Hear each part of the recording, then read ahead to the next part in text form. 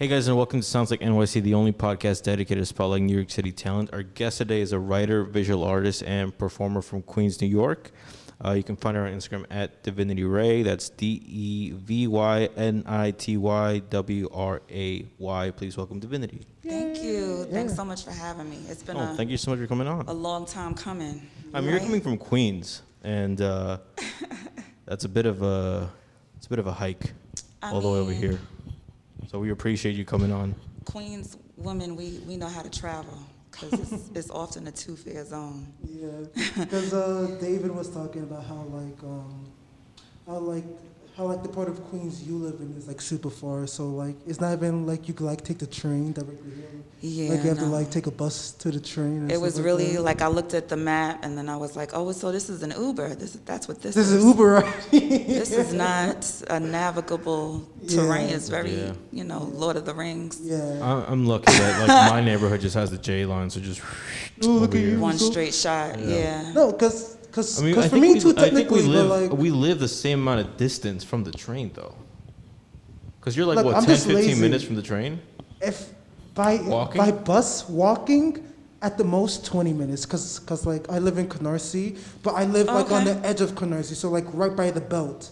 So like, especially when it's like cold like this, and like I would like rather like take the bus than walk and stuff like that. So if I walk, it could take anywhere from like 15 to 20 minutes maybe, and by bus it's like 5. It's like 10 to 15, maybe like less than 10 minutes. You always make it sound like you're like deep. I am, cause I am. Nobody. Like 30 minutes from the train is deep.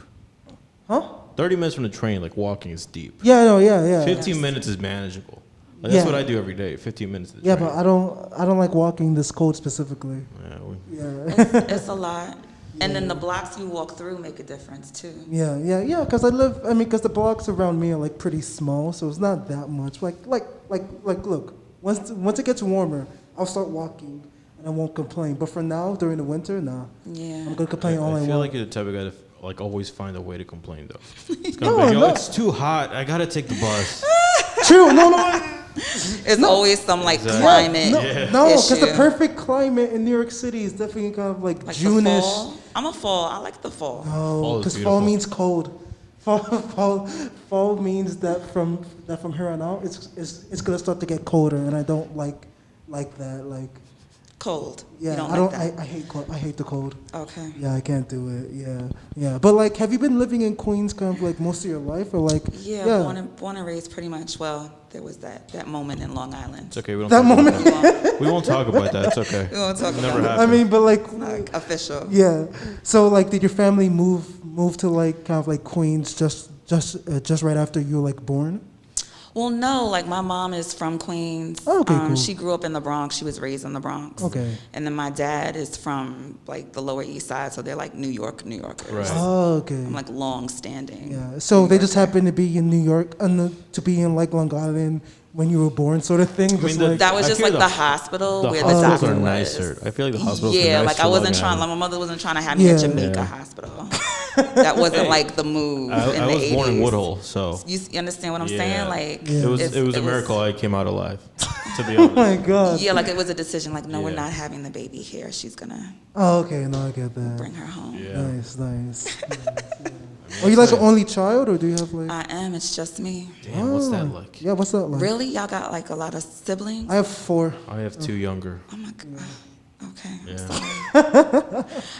sorry. I have so many friends that have siblings, and I'm just like, I would never want it. Like, I don't. There's always some kind of beef or gripe or it's like jealousy. Yeah. Oh, I mean, I think I'm older enough. I'm older from them, like in that. You're the it doesn't eldest. matter. Yeah. So it doesn't really matter.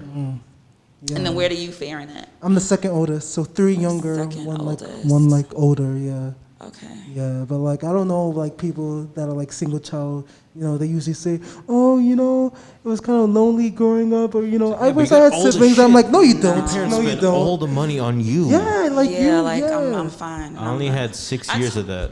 I'm sorry. Yeah. I told my mom, like my mom asked me, I remember being a child and my mom asking me, like, do you want a brother or sister? No, please, no. I enjoy all this. I was like, listen, Christmas is working out great for me. Like, let's just keep this party going. Yeah. So yeah. Yeah. So Just like, me. I mean, growing up in like New York City, though, you must have had like a lot of avenues to sort of explore yourself, like as an artist. You know what I mean? Like, how was that like? You went to LaGuardia, right? Well, yeah. So I was extremely fortunate because I have the kind of parents that like really were okay with me being a creative person from a young age. Like I was grabbing crayons and like at 5 and 6, and they were like, "Yes, do the thing." So I know that a lot of parents don't. Well, especially in that time, weren't like supportive of their kids. It's like, you know, get like a job where you can make money, because it's not. You have to be creative in the way that you make money as a creative, because it's not like you can go and get a 9 to 5 necessarily for being this great creative outlet that you are. So I was really fortunate in that, and yeah, I just got to like draw all the time and write all the time, and I auditioned to get into LaGuardia, and I got in as an art major. nice. So how was LaGuardia like kind of like back? Cause have you like been back there like kind of like in like recent time or like? No, I haven't been since. Was that bad, huh? No, it was great, but it was like in that moment, like I didn't want to go back and be like nostalgic and or like be that corny person that's like on campus and it's like you don't go here, why are you here? It's been 10 years since you graduated. Right, like why are you like lurking the halls? But no, it was a great experience. I loved it. Like people have like, I've heard like horror stories about high schools. I really had a great time. It was really like the movie. Like we would be in the cafeteria and people would just be like pirouetting and people would just like burst into song. And then so school for me was like wild because like I got in as an art major, but the art major is not the fly major. You're like corny when you're an art major because everyone's like singing and dancing. Like Jerry Seinfeld was principal for a day. Like he wasn't coming to art classes. Wait. Jerry Seinfeld, like yeah, what? he came and was principal of a day, but he's not gonna come to like the ceramics room. You know what I'm saying? Like he's going to the drama floor. And they would like segregate the disciplines. So like I'm an art major, I'm on the 7th floor, so I would like pretend to be another major. Really? Like I would pretend to be a vocal major. I come, you know, they give you an art bin, you gotta carry all of your shit, like your brushes and shit. I would like hide my shit, That's funny. like in my locker, and then like go hang out with the vocal girls, because it's and instrumental girls. I always had this theory that like people in like different like artistic mediums, like they just have different personalities. You know what I mean? There's definitely like photographers are just like always like a little bit on the awkward side of things. Like musicians are like overly friendly to a point where like it's annoying sometimes. And you know what I mean? Like, did you see There's that? There's definitely things that certain people do that other people don't do. Yeah. Like there's a different like behavior to be expected from a dance major versus a vocal major. Because Dance majors think they're better than everybody. Well, sometimes. Yeah. But that major specifically at LaGuardia is like it was like elitist at that time. Like you had to, and then they didn't take as many people. Like art majors were like the majority of the population. But dance majors, like their program was much more like stringent, and they only took like a certain amount of girls. And men. And that was great, like going to a school so diverse, like to be around like men that dance. Yeah. That's not like I was gonna ask. regular. Yeah. Like my own school wasn't. Yeah. You know what I'm saying? Like dudes wasn't like pliing. Yeah. You know. So it was dope. Yeah, because I was gonna ask back when like you were like a student, was it kind of like you were kind of like only kind of like a handful of kind of like minority kind of like students there, or was it like really diverse even from like back? Yeah, it was super diverse. Really? Nice. All walks of life. Nice. And then, you know, at that point, like at that time, like the LGBTQ community was like in high school, it would be like 1 or 2, and sometimes they'd be in hiding because it's like dangerous. Where at LaGuardia was always like, you can be whoever you want to be. There was no dress code. We didn't have a king or queen for the prom. Like they were always like really accepting and open. Just knowing that creative people, we do different shit. Like, damn, I should have tried for LaGuardia. I don't think you would have gotten in. Thanks for the support. Did you try for any specialized? No, let me tell you about kind of like my art and design waitlisted me. Oh yeah. And I was, No way. so when my LaGuardia acceptance came in, I was like, That's funny. Guess where we're from. Guess we're what not high from school. Well, we're not from there, but we went to Wassad. So like art and design. So like art and design is kind of all the same. Wait, like No, it's like not the same Williamsburg. thing. Oh no. You're dumb. No. Oh no, I forgot. There's like a We've separate. had people on. We've had people on from art and design. Like I've met a couple kids from there. Yeah. We're not from the same school. I don't know why you thought that. No. No, but 'Cause like we're from like Williamsburg High School for Architecture and Design. okay. no, Yeah, because yeah. I was thinking, because like what was the school below us or like. Brooklyn Prep. No, I was thinking Williamsburg Prep for some reason. I'm dumb. You're dumb. Okay, forget about that. Yeah. You're a dummy. Yeah. But anyway, we went to the same kind of like high school and stuff like that. So Okay. like Williamsburg High School for Speaking of architecture corny, and like our design. school's like what, like a 15-minute walk from here. Yeah, like 10-minute walk from here, so like really close. So Yeah, we we're never corny. graduated really. Yeah. No, but for me, cause you know, so basically Williamsburg, so Wassad was like the only school that accepted me, and it was the last choice on my list, and that was the only school that accepted me. So it was either go there or just be zoned. And my mom didn't want me The to zone zone. school is never the right. It's never good. It's never the right zone. No, Yeah. it's It's never the right zone. definitely yeah. I mean, you go to high school to like get out of your neighborhood, right? Definitely yeah. Yeah. To explore new neighborhoods. Like when I was a kid, like I wanted to go to Manhattan, just to, like see what that was like. But my parents told me like, no, go to this one. Put this one as your first one, because then that way, like my dad used to work around here, so he would just drop me off in the morning. Also, it was convenient for them. Yeah, exactly. So I was Gotcha. like, all right, whatever. I even- didn't really fucking care. Even And, more than your like own education, your dad was like thinking about his own convenience. Well, my dad's like as a whatever. My dad's an immigrant. He came here. He was like working as a landscaper. So he would always see like architects like, oh yo, all they fucking do is like draw, and they get paid a fuck ton of money. And You should they're do this that. cool, and it's right So by he my was mad work. about that? I was like, bro, you should do that. And I was like, okay, cool. And I went there, and it's like, this isn't fun. This sucks. I don't want to do this. Yeah. It's a lot of like rulers. It's Like more- it's like Lots of Like your rulers. lines It's not have to even be super drawing. straight. Most of the work that architects do is just like politics, just like zoning and shit. like, can I put this building here? Yeah, exactly. Gotcha. Yeah. Which isn't fun. No. I thought you'd be like drawing like stuff like this on the No, screen, right? yeah, no. There's like drafting and stuff, and we did like a bunch of we had like a bunch of like art classes, like We're more like certified. drawing and art We're So you classes. could like y'all could build me a building. Exactly. Not now, at least. No, not It wouldn't be anymore. a- it wouldn't be Maybe a like very, 6 years ago. a Yeah. good structured building, but we could build something. Nah, I totally forgot how It to would use probably AutoCAD and fall stuff like apart, that. but I have Yeah. confidence in your ability, but I know. I'm a little skeptical. Well, you're telling me that you definitely. Yeah, because I totally forgot anything I learned at that I'm just school a of fake like it till you make it type of architecture. guy. That's okay. Never mind. And I respect that about you. everything I Yeah, just said. yeah. But like, so like, why did you? Because like, are your parents kind of like creatives as well? So like, that's why you felt drawn to like kind of like the arts, or like, how did you kind of like know that you like wanted to do art like as a profession, or like, yeah, where did your like passion for art begin? I feel like it was something that I was just always drawn to. Like, you know, like they give you that box of crayons in kindergarten, and I just like went wild with it. I remember I had a close family member, my uncle, he passed away, and I wrote a poem for his funeral, and it was like the first poem I ever wrote, and I was 5 years old. And everybody loved it, and ever since then they were like, "Oh, she's been here before." So they just let me do my thing. But my parents wouldn't say that they're creatives, but I mean they're creative to me. My mom, when she was a little girl, she was in this Beatles cover band called the Beatlines.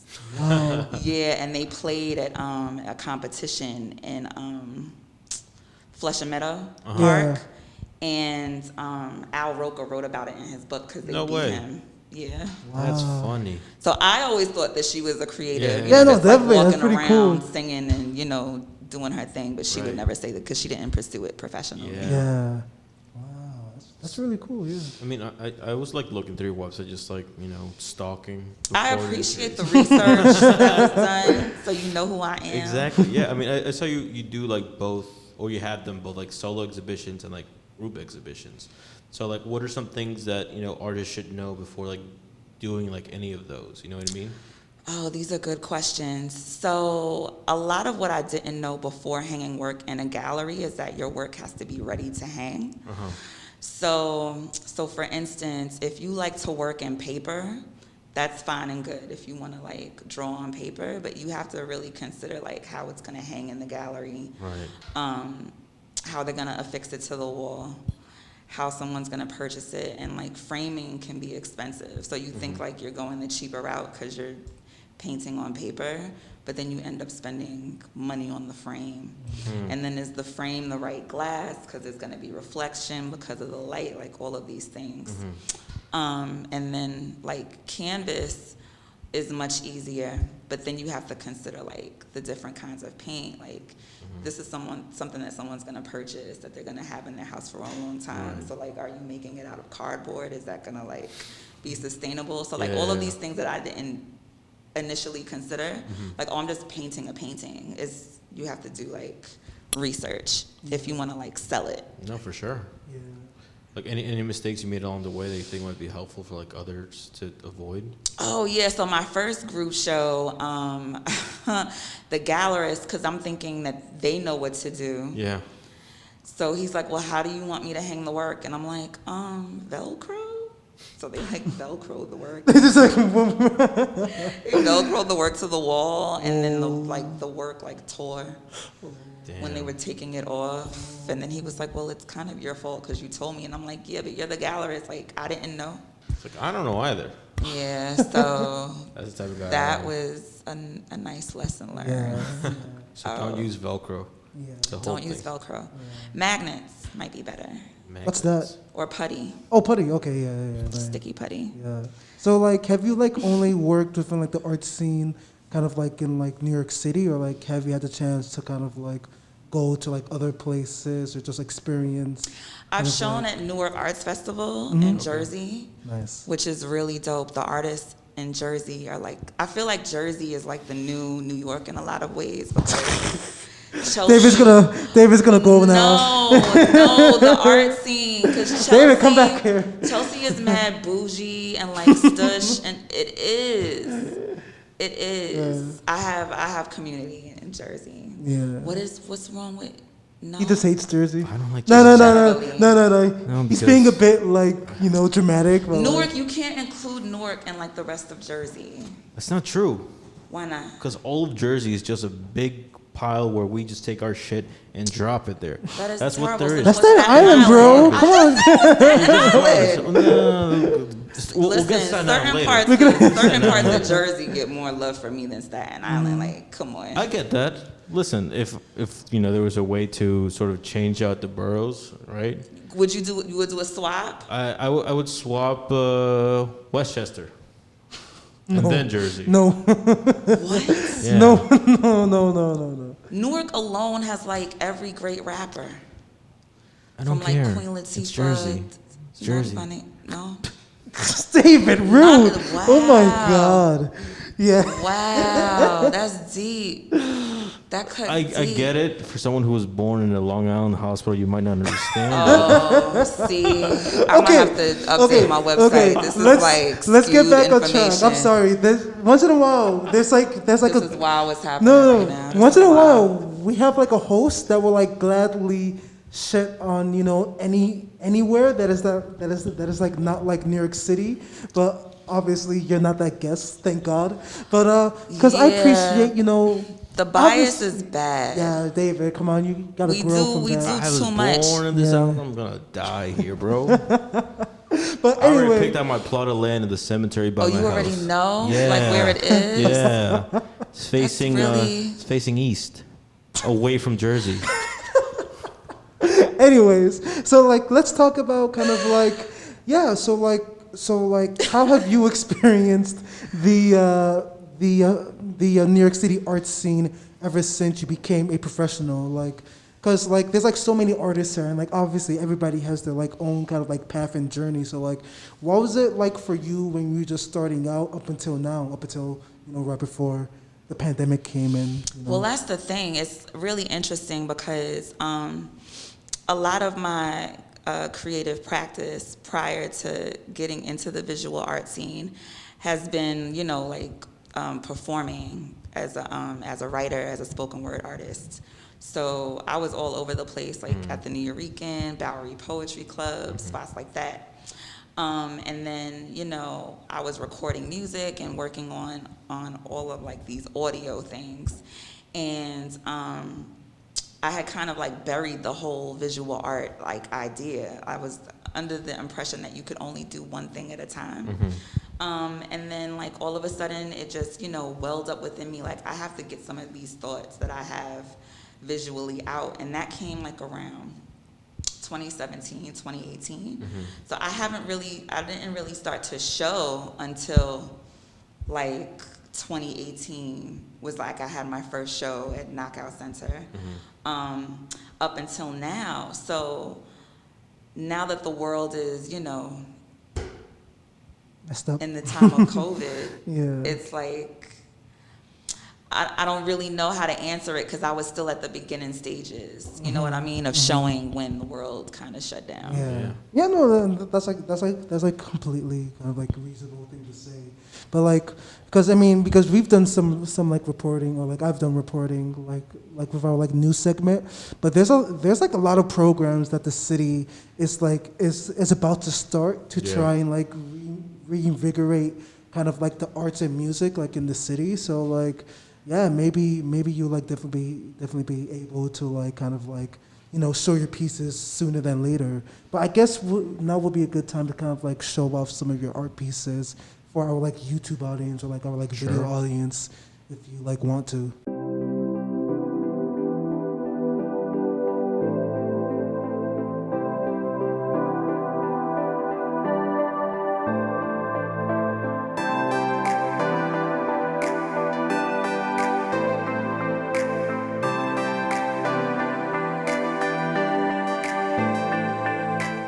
So hey guys, welcome back to this episode of Sounds Like NYC.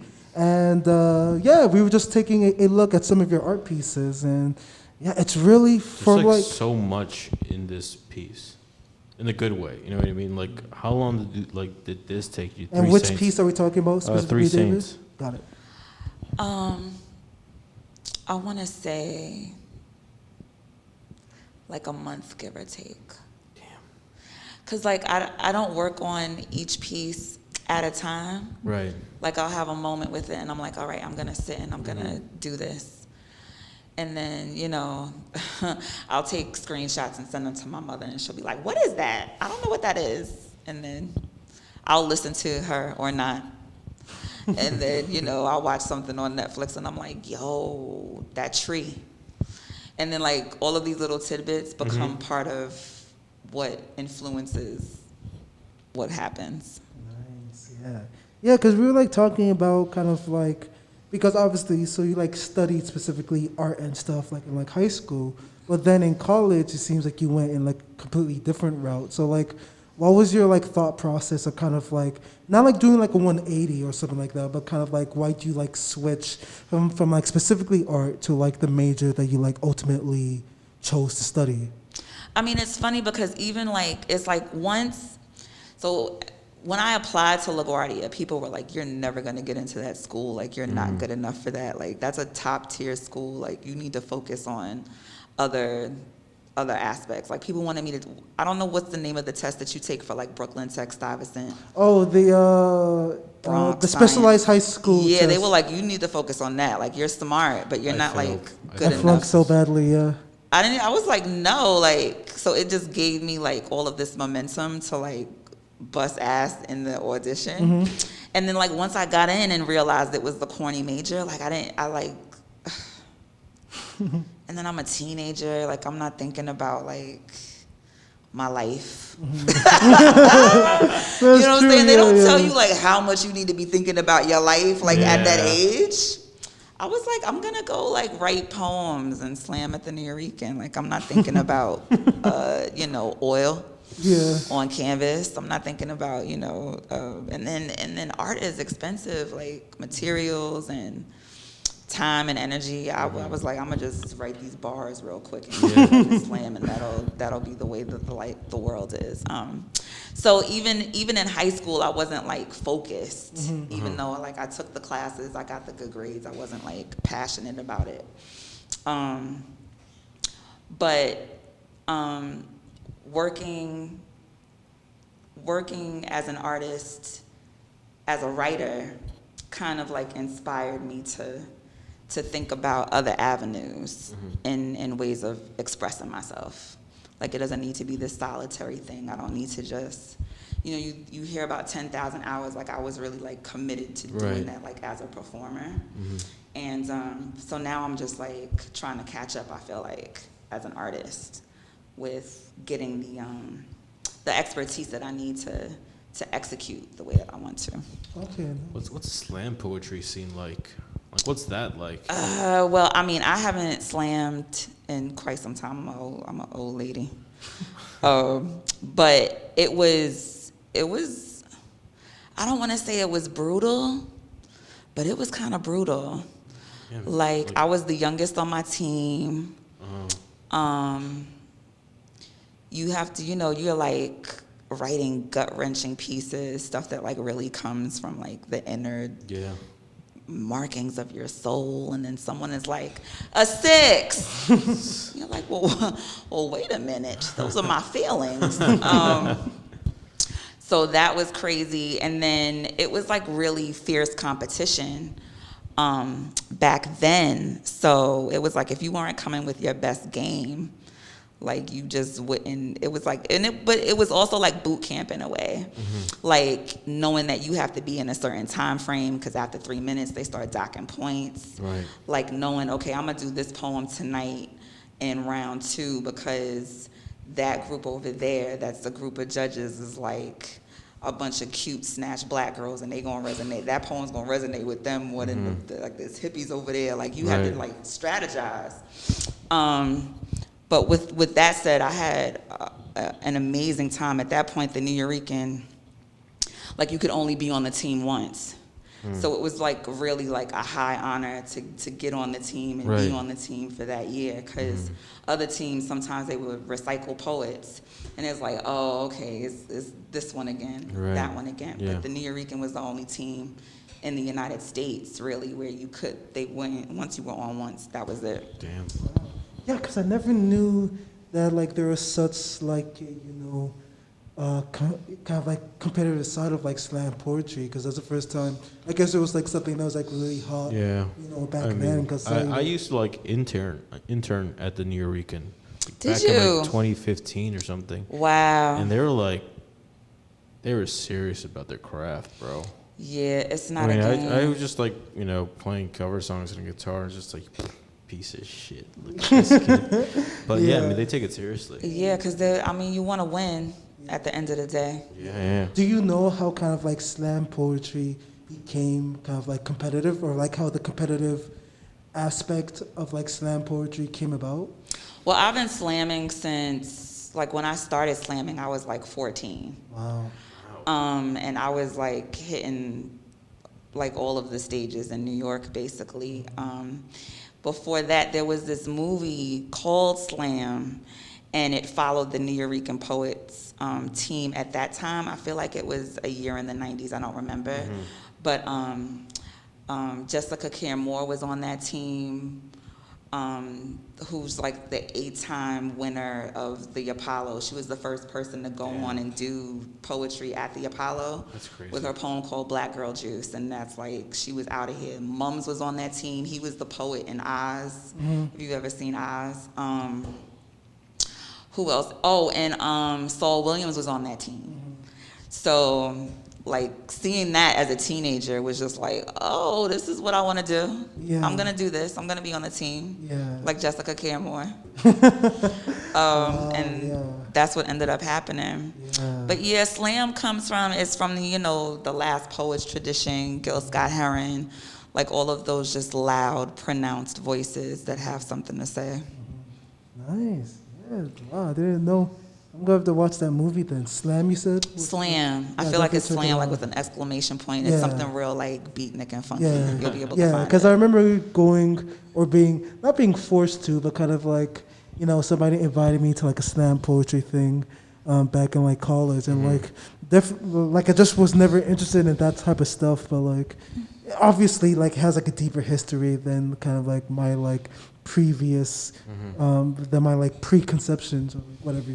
But like, yeah, interesting. Well, I mean, yeah. it can also be like corny Yeah. or contrived, and you don't Yeah. want to Yeah. go in, and it's like the finger snap. And it's like Yeah, someone thinking that's that definitely they're I saying something experienced deep, it. but they're really Yeah. not saying anything, Yeah. but they're saying it like this. Yeah, So you think yeah. it's something else, Yeah, and it's yeah, really yeah. like nothing. Yeah, I think that's like that's type of slam. Preconceived I like it. notion Yeah, of just, like, Right. poetry. Yeah. Right, like no one thinks that you're gonna go in and hear like this mind-blowing thing necessarily. Yeah. If it's not your zone, I get it. Yeah, I get it. Yeah, because I mean, during kind of like the intermission, we were like talking about kind of like your college life and how you studied African American studies and stuff like that. So like, how was it for you, kind of like studying? Because I mean, this term is like thrown around these days, but kind of like the whole woke movement and stuff like that. But I guess you.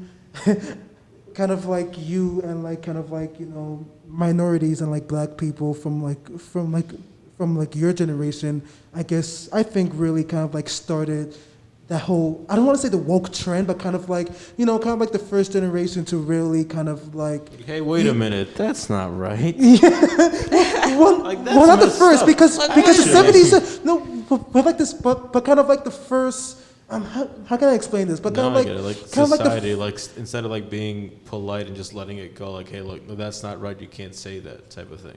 Yeah, because I Right. feel like it started with kind of like, young like black people and like, young minorities from, 20, 25, 30 like years ago. But like, how was for you kind of like, and I could be completely wrong. Please like correct me because I'm a young black Like, man. Daniel, you're fucking stupid. You're wrong. No, but like, how was it for you kind of like studying about, black African American studies and just like the whole kind of like understanding more about kind of like your heritage and just like, history of like, us like black people.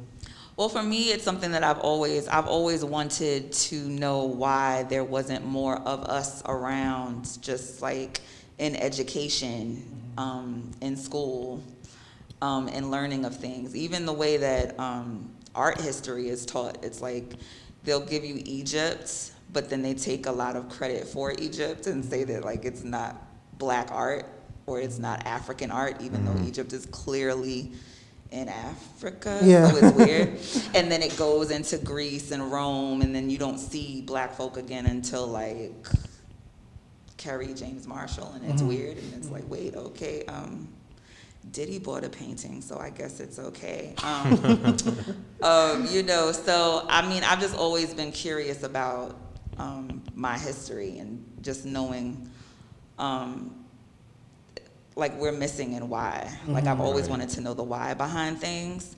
I was talking to a friend the other day. It was so funny. I was like, yo, like we were woke before like woke was woke. Like, this is like, cause like, I mean, none of this is anything new to me. Like Erykah Badu's been around, Dead Prez. I like grew up listening to Black Star and like all of these kinds of MCs and Sonia Sanchez and Maya Angelou, like these are people that are like in my house like already. Right.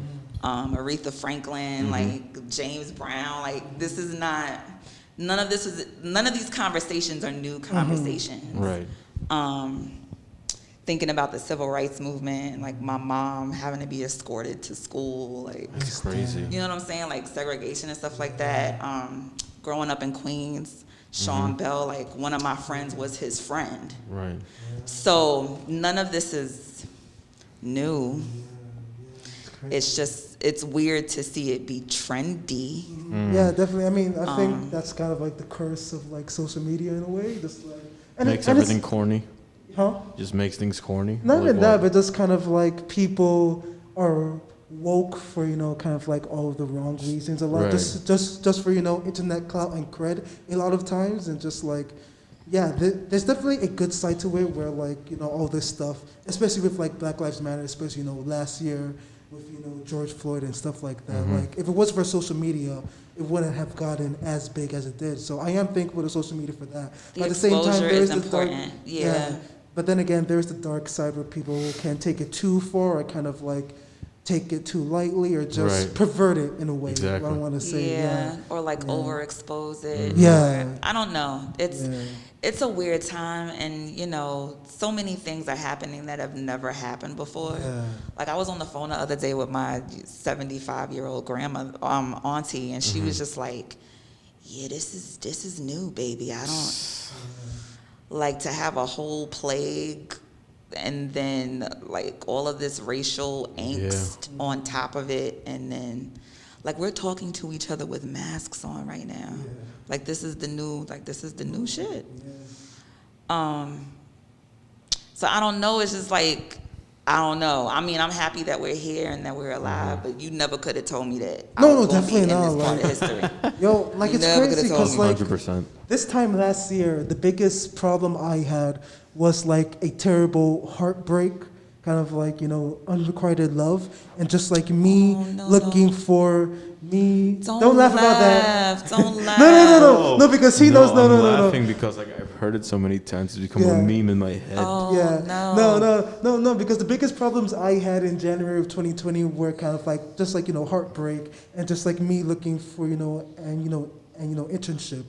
And just like no one would have expected. Like I remember kind of like around this time we thought this would be like all blown over, but like March, yeah, whatever, that was gonna happen. But like I remember kind of like the day before quarantine was called in New York City, I remember going with my friends to like Brooklyn Bridge, and like I saw this one lady with a can of Lysol spraying down kind of like the MetroCard machine, and I remember just like laughing at that, but.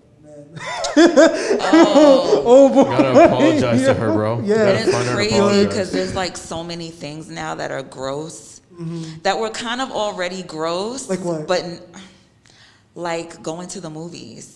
I would go to the movies all the time with the sticky floor. And there was bed bugs at one point in New York, remember? I was like, okay, I'm not gonna go to that theater. Yeah. But I would still go to the movies. Now I'm not going to the movies. It's over. That used to be like I would like treat myself. I'm like, let me, because I like the bougie fancy movies that like 5 people see, and then it's like nominated for an Oscar and nobody knew what it was. I go see those movies. So I'm like, I can't even imagine myself sitting in nobody's movie theater and somebody cough behind me. Like I'm running, I'm flying. Walking out like, I see you, bro. Yeah. The subway, I hate it now. How did we tolerate the subway for this long? I know, and it was always gross. It was always nasty. Hey, well, I'm happy now they're like trying to make it a bit cleaner, because like legitimately, I haven't seen subways this clean in so long. Like, or ever. Yeah. I attribute the subway for me not being sick right now. Why? Because it you built don't up your take it? immunity? No, because like I just built up a tolerance. Oh, like the germs that are there. Exactly. Yeah, no, So I definitely. just like every time I get out the train, just lick my hands. You are so nasty. No, but like, no, definitely. Life has Antibodies. changed. That's how That they is not happen. what that is. That is not what that I'm is. anti my body. No, but like, I don't know. It's just like, yeah, no, life has changed, but I really feel like kind of like I was saying before, how like the city is starting to get up on kind of like trying to like revitalize the arts and stuff. Like I really feel like if it's not, maybe this year, depending on like how like COVID goes and stuff like that. But I feel like David, have faith. Shh. Anyway, I feel some summary. If it's not this year, definitely next year. 2022. It's gonna be like a full like arts revival, and I feel like artists are going to be. I have lots of confidence in 2022. Bankrolling. And then also too, artists as creatives are always thinking about other ways and other avenues. There's a lot of virtual shows happening now. Yeah. I did have a show at the Untitled Space in the Lower East Side recently on Lispenard Street, and they had like timed entry for the show. So you could go with your mask on, social distance, see the work. So there's different things, there's different ways, there's different avenues to get your work out there and do the things. And then now is the time to reinvent things. A lot of these institutions can be very discriminatory, or there's like one black artist showing when there could be 50 black artists showing, or Right. people of color, or LGBTQ. Like all of these other artists now have the opportunity to like strike. Yeah. Because of the way that the world is now. So, and then these catastrophic times are often the times when art is like its most prolific. So, with all of the devastation and all of just how unnecessary it is that the world is the way that it is, especially for dumb Americans, because We do be dumb. Storming the Capitol. Americans just be dumb, and I'm like, yo, I live here with y'all. I'm so glad I'm a New Yorker, not an American. Yeah. Dumb. No, there's a scene in Sex and the City where they ask her, and they're like, are you American? She's like, no, I'm a New Yorker. There's really a difference. Yeah. There really is, though. There's literally a difference. Like, Yeah. you're not like them. Yeah. So I guess that sort of ties into like what like our flagship question on this podcast is like, how do you feel like New York City has changed you like as a person or like as an artist?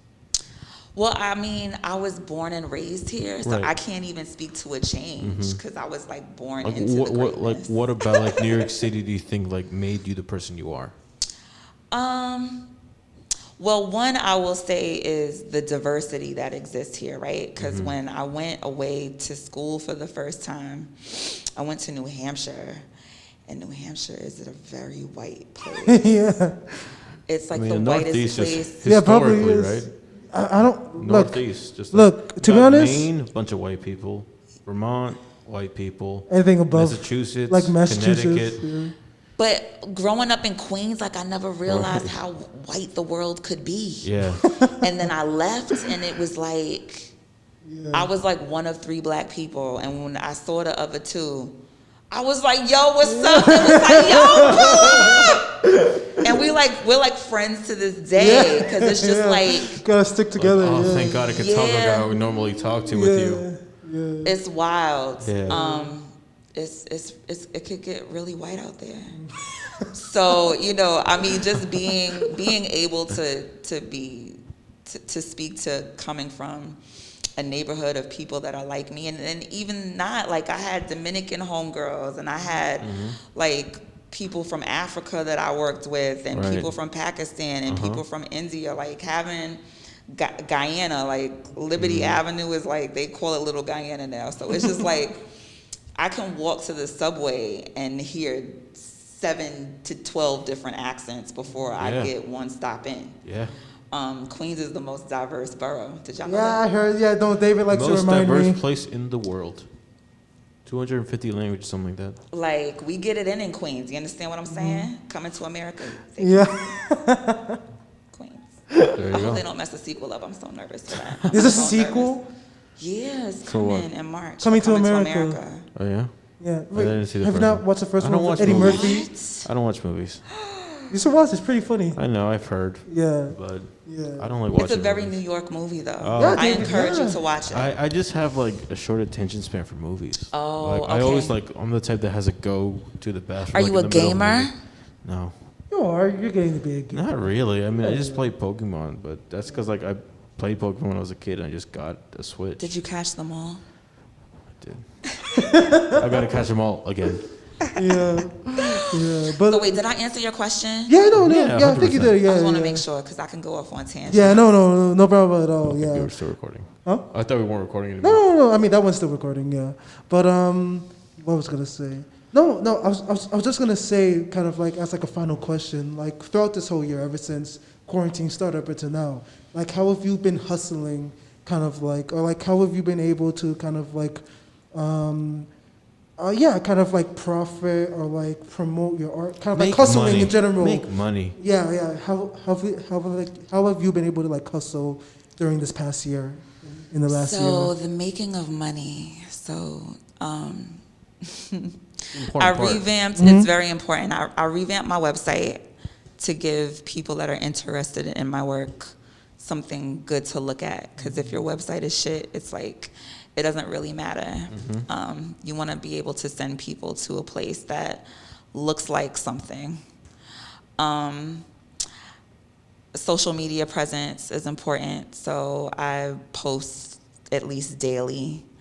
I put in applications for lots of calls and shows, and I've been fortunate enough to show at places. And I'm working on developing a shop so that people can just buy directly. Currently, I have stuff for sale on Society 6, which is like one of those third parties. Right. They take care of everything, so I don't really have to deal with it.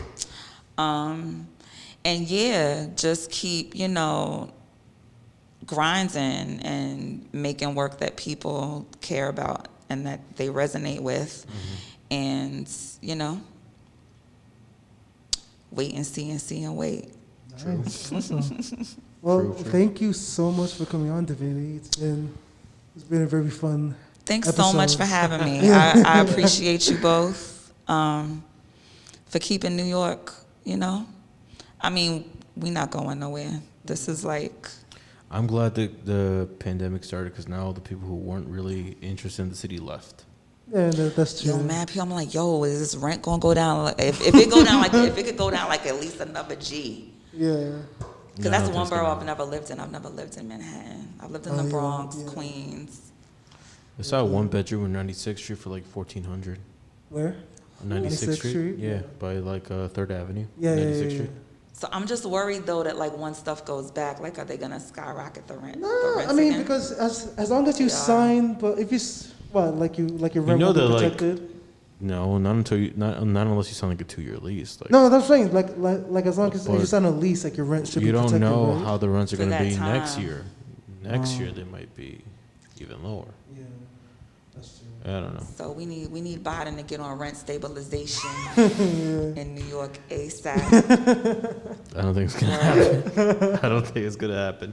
Unfortunately, we're gonna have to pay rent. It's a tax. First thing we got to pay rent. It's a tax we get for living in the best city in the world. The best city in the world. Yeah, Oh man, I don't want to pay that tax for too much longer. Leave. I talk to people from. I think I will. I talk to people from other states, and they're like, "Yeah, I have my washer and my dryer and my unit, and the pool is downstairs." And I'm like, "Yeah, but you live There's where no you people. live, though. Like, what do you do? Like you go to like strip malls. They have to make your house nice because you never fucking leave your house. You party at Walmart. Yeah. It's weird. Yeah. They like get dressed up to go to Walmart. Yeah. It's like what? Okay, I've never met because I went to school kind of like Oneonta, so it was like about like an hour away from like Albany, and like I've never seen people dress up for Walmart, but I definitely believe there's people like it's that. It's a thing. I'm telling you. Yeah. They're like, yo, we going to Walmart. I'm like, what? Like hyped. Got my good shoes on. You know what I'm saying? You know what I'm saying? Oh my god. But the furry slides. yeah, wait, the what? Are those The still a furry thing? slides. That's like a new. Furry Still a slides? thing? I'll never understand the sock slide thing, like in the street. Oh, I'll never those understand things. it. Okay, yeah. That's a generation. I don't understand it Yeah. either. To Wait, be honest, I never like the rocked furry- it. yeah. No, like the what you call it, the slides and the socks. Like sliding in the Like socks? No, the sandals and the socks. Oh, that's Like what you guys outside mean. in the Yeah. street, Oh no, like that's to dumb. wear. No, that's nasty, especially during the summer. I mean, that's the whole point of It's like sandals. sweaty. Like your Your feet are breathes. breathing. Yeah. I mean, but just me, like walking the streets of New York, like Yeah, I don't wanna- it's yeah. like you can't scrap Yeah. Nah. if you need to and slide. You're gonna get fucked up. Like that's an immediate body. Like Yeah, you're down. you're dead. Done. You're dead. So like, why would you want to like? You're basically unprotected. 100%. All right. All right. So thank you guys for watching this episode of Sounds Like NYC. We look forward to having you watch the next one.